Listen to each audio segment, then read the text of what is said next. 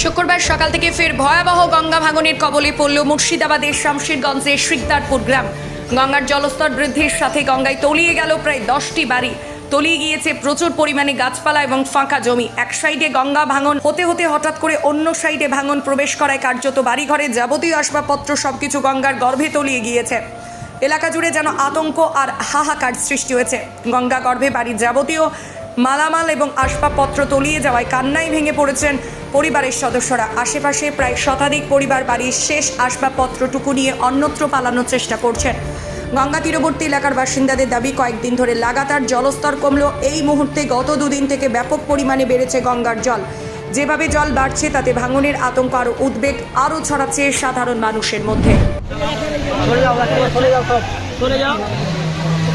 দেখো পড়ে গেলে তো নিয়ে যাবে, আর কেউ যাবে না। অবশ্যই প্রাণ পাওয়া যাবে না।